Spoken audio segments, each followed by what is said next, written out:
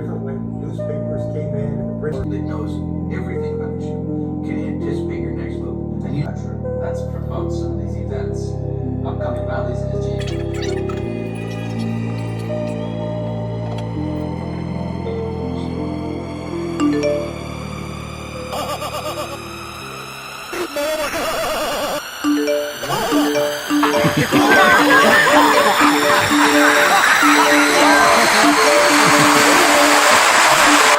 What that means in the hands of a dictator or an authoritarian.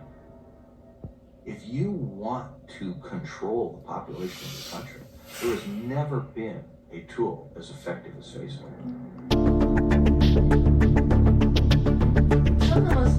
The territory that it has claimed is private human experience. Say hello to GDPR. What is considered personal data under GDPR? They have more information about us than has ever been imagined in human history.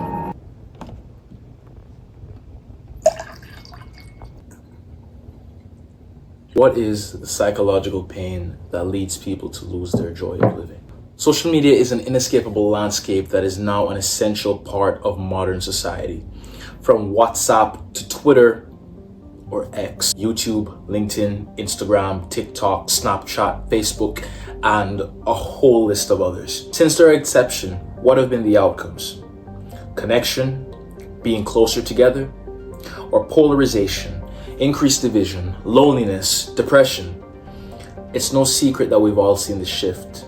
The gradual dwindling of light from our eyes to the descent of our heads into the palms of our hands, worshiping a screen that grants us an escape from our reality, while also curating a new one.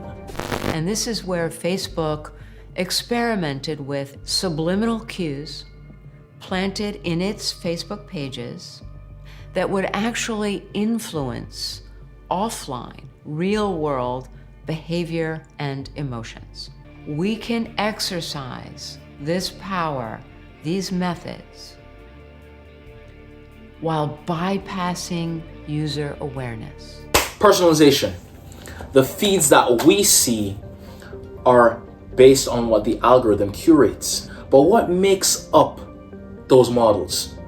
Vast amounts of data collected through micro actions, being liking, the commenting. It's all of us, which makes it so addicting and so enticing, because it's almost as if the algorithm is reading your mind. It knows what you're thinking. To sit back and be entertained, it's easy to get sucked in and to let time pass by.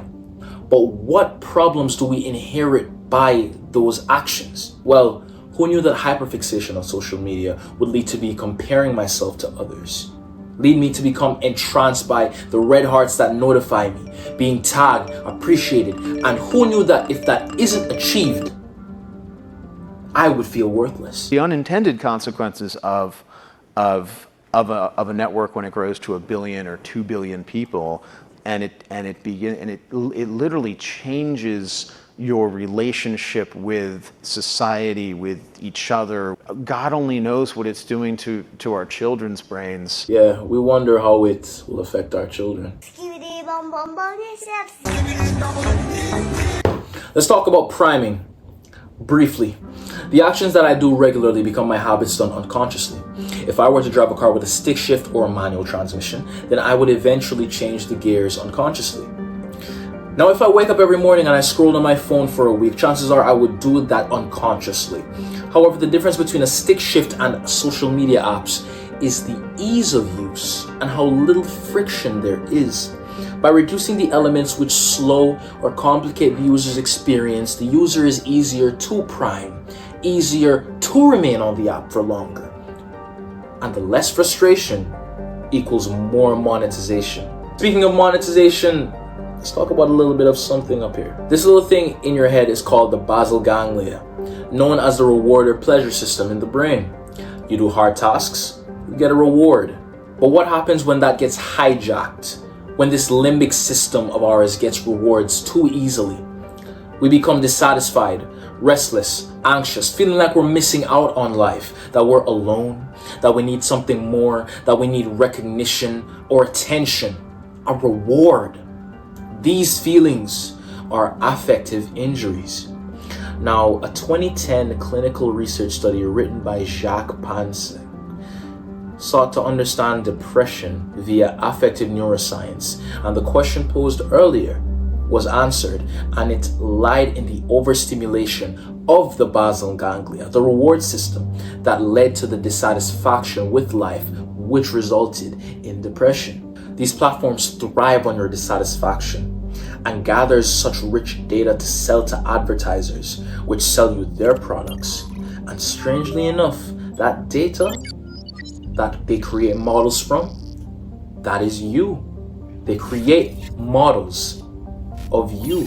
So what does that make you? So how can this be countered? The GDPR was implemented as the government recognized that the public needed to be protected and that companies must have complete transparency with the usage of such data, and that the data must be explained as to why it is needed, etc., etc. All noble. But Article 6.1b of the GDPR states that if data collection is a matter of contractual necessity, then there's little that you can do in order to prevent the processing of your data. Now, consent doesn't even matter because Meta themselves argued underneath this exception, stating that they needed to process such data as a matter of contractual necessity simply because it was to provide more quality service to their users. What's strange is that the Online Safety Bill aimed to protect children and adults from harmful content on social media, but this bill never truly accomplished any change, because the one thing that did change was increased protections, increased safeguards, age verifications, warnings, flaggings, but it did not address the affective injuries that the engagement features of social media propagated. The Online Safety Bill held a belief inherently that social media was instead the courier of the harmful content, and by simply removing or safeguarding or mitigating the harmful content, this would protect the most people. But it's not a black or white issue. It's not a good or bad issue. It's not a good content. It's not a bad content issue. It's the ecosystem that is embedded within social media. The affective environment, as John Ahmed states, is what drives people to come back and to remain. It has reprogrammed and remodeled the minds of so many that it is a necessity to remain on social media. The same issues that would be found in the real world are now curated and placed in an online sphere and given as if it is real, ultimately reshaping and remolding each user that is involved. So is there a silver lining? I'm pretty sure there is, but it all starts with you. Enacting laws to regulate the usage of your device is chaff in the wind when you are the one who decides to create an account to allow your privacy to be accessed and your mind warped. It is up to you to decide whether you want this change to happen, whether you want to remain plugged in, whether you want to remain a product of the big tech industry, or you choose to put the device down, to go outside and to look at something real, to truly feel something real.